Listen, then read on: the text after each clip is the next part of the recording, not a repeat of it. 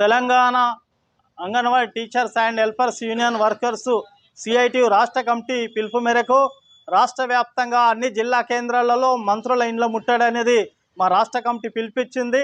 దాంట్లో భాగంగా నిజామాబాద్ జిల్లా బోధనలు ఉన్నటువంటి అంగన్వాడీ టీచర్లు, ఆయమ్మలు, ఆశా వర్కర్లు నిజామాబాద్ పిసిసి అధ్యక్షుడి ఇంటికి వెళ్ళడానికి ప్రయత్నం చేస్తే పోలీసులు వచ్చి ఉదయాన్నే మస్కుల 4 గంటలకు అరెస్టు చేసి పోలీస్ స్టేషన్లో ఉంచారు.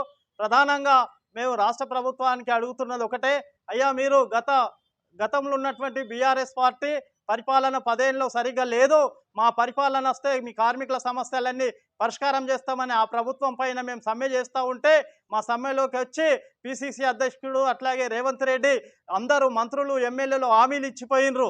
మీ సమస్యలు మేము అధికారంలోకి వచ్చిన వెంటనే పరిష్కారం చేస్తామని మీరు అధికారంలోకి వచ్చి 21 నెలలు అవుతుంది, ఇప్పటికైనా మా సమస్యలు పరిష్కారం చేయలేదు.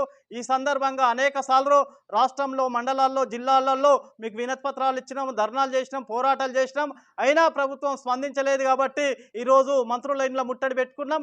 ఇప్పటికైనా ప్రభుత్వం వెంటనే కళ్ళు తెరిచి ఆ అంగన్వాడీ టీచర్లకు 18,000, టీచర్కి 26,000, ఆయమ్మకు 18,000, ఆశా వర్కర్లకు 18,000, రిటైర్మెంట్ బెనిఫిట్స్ 5 లక్షలు, అట్లాగే అర్హులైన ఆశా వర్కర్లకు ఏఎన్ఎంలుగా, అర్హులైన టీచర్లకు సూపర్వైజర్లుగా నియమించి మా సమస్యలు పరిష్కరించాలా.